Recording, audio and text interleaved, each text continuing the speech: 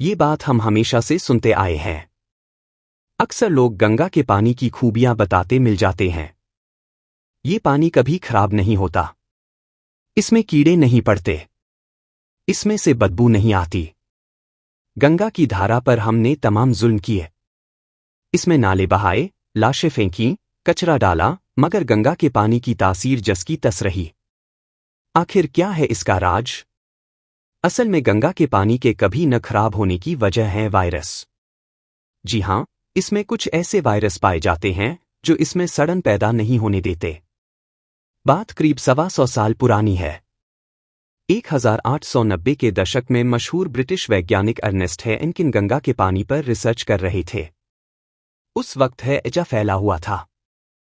लोग मरने वालों की लाशें लाकर गंगा नदी में फेंक जाते थे। हेनकिन को डर था कि कहीं गंगा में नहाने वाले दूसरे लोग भी हैजा के शिकार न हो जाएं। मगर ऐसा हो नहीं रहा था। हेनकिन हैरान थे क्योंकि इससे पहले उन्होंने देखा था कि यूरोप में गंदा पानी पीने की वजह से दूसरे लोग भी बीमार पड़ जाते थे। मगर गंगा के पानी के जादुई असर से वो हैरान थे। Ninja virus. हेनकिन के इस रिसर्च को 20 साल बाद एक फ्रेंच वैज्ञानिक ने आगे बढ़ाया। इस वैज्ञानिक ने जब और रिसर्च की तो पता चला कि गंगा के पानी में पाए जाने वाले वायरस कॉलरा फैलाने वाले बैक्टीरिया में घुसकर उन्हें नष्ट कर रहे थे। ये वायरस ही गंगा के पानी की शुद्धता बनाए रखने के लिए जिम्मेदार थे। इन्हीं की वजह से नहाने वालों के बीच हैजा नहीं फैल रहा था। यानी बैक्टीरिया पर बसर करने वाले ये वायरस इंसान के लिए बहुत मददगार साबित हो सकते थे। आज के रिसर्चर इन्हें निंजा वायरस कहते हैं। यानी वो वायरस जो बैक्टीरिया को मार डालते हैं। आज से करीब 1 सदी पहले मेडिकल दुनिया में एंटीबायोटिक की वजह से इनकलाब आया था। चोट, घाव या बीमारी से मरते लोगों के लिए एंटीबायोटिक वरदान बन गए। इनकी मदद से हमने कई बीमारियों पर काबू पाया। मगर हाल के दिनों में ये देखा जा रहा है कि बहुत से बैक्टीरिया पर एंटीबायोटिक का असर खत्म हो चुका है। आज दुनिया भर में सैकड़ों हजारों लोग ऐसे बैक्टीरिया की वजह से मर रहे हैं। 2014 की एक रिपोर्ट के मुताबिक 2050 तक एंटीबायोटिक का असर इतना कम हो जाएगा कि दुनिया भर में करीब 1 करोड़ लोग इन बैक्टीरिया की वजह से मौत के शिकार होंगे। आज की तारीख में इतने लोग कैंसर से मरते हैं। खतरनाक बैक्टीरिया को चट करने वाले वायरस। अगर एंटीबायोटिक का असर कम होता गया तो मामूली चोट से भी लोगों की मौत होने लगेगी, जैसे 18वीं और 19वीं सदी में हुआ करता था। युद्ध में जख्मी लोगों की भी ज्यादा मौत होने लगेगी।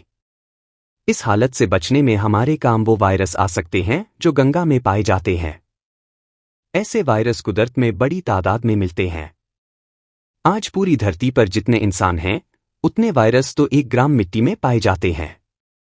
इनमें से कई वायरस ऐसे हैं जो बैक्टीरिया पर हमला करके उनका खात्मा कर देते हैं। इन वायरस की सबसे बड़ी खूबी ये है कि ये सभी बैक्टीरिया को निशाना नहीं बनाते। ये खास नस्लों के कीटाणुओं पर ही हमला करते हैं। ऐसे वायरस इंसान के लिए बहुत कारगर साबित हो सकते हैं। ये एंटीबायोटिक का विकल्प हो सकते हैं। न्यूजीलैंड की रहने वाली हीदर हेनरिक्सन निंजा वायरस पर रिसर्च कर रही हैं। वो ऑकलैंड की मैसी यूनिवर्सिटी से जुड़ी हुई है। हीदर हेनरिक्सन कहती हैं कि एंटीबायोटिक रेसिस्टेंट बैक्टीरिया का खौफ बढ़ता जा रहा है। हम एंटीबायोटिक से पहले के दौर में वापस जा रहे हैं। हेनरिक्सन कहती हैं कि अगर हमें ऐसे हालत से बचना है तो निंजा वायरस पर काम आगे बढ़ाना होगा। वो अपने शागिर्दों के साथ ऐसे वायरस की लिस्ट बना रही हैं जो बैक्टीरिया का खात्मा करते हैं एंटीबायोटिक की काट। ये वायरस बहुत साधारण होते हैं। ये सिर्फ प्रोटीन से बने होते हैं।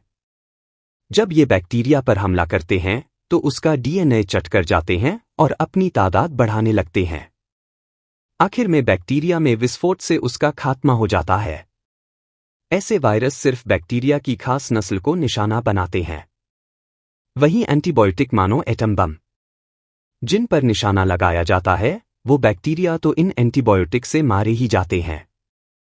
हमारे शरीर में रहने वाले कुछ अच्छे कीटाणु भी इनके शिकार हो जाते हैं। लेकिन निंजा वायरस सिर्फ उन्हीं बैक्टीरिया को खत्म करेंगे जो बीमारी फैलाते हैं।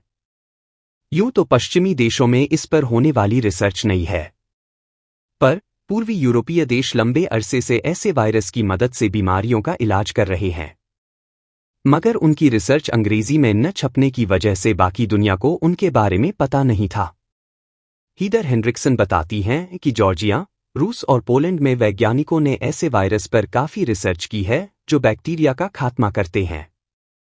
इन देशों ने ऐसे कारगर वायरस की फहरिस्त भी तैयार की है। बैक्टीरिया के यमदूत।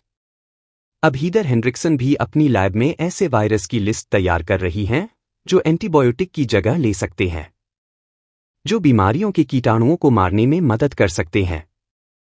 हाल के दिनों में कई देशों में ऐसी पट्टियां तैयार की गई हैं जिनमें ये निंजा वायरस डाले गए हैं। ये देखने की कोशिश की जा रही है कि वायरस जख्म भरते हैं या नहीं। हीदर हेनरिक्सन एक मिसाल देती है। एल्फ्रेड गटलर नाम के एक आदमी को पहाड़ चढ़ते वक्त घुटने में चोट लग गई थी। उनकी चोट किसी भी एंटीबायोटिक से ठीक ही नहीं हो रही थी। ऐसा लग रहा था कि अब पैर काटना ही एकमात्र रास्ता बचा है। तब प्रयोग के तौर पर उनकी चोट में निंजा वायरस डाले गए, यानी वो वायरस जो जख्म में मौजूद बैक्टीरिया के लिए यमदूत थे। 10 दिनों के अंदर ही एल्फ्रेड की चोट ठीक हो गई, यानी अब कीटाणुओं का खात्मा विषाणु करेंगे। बीमारियों वाले बैक्टीरिया के लिए वायरस यमदूतों की सेना तैयार हो रही है।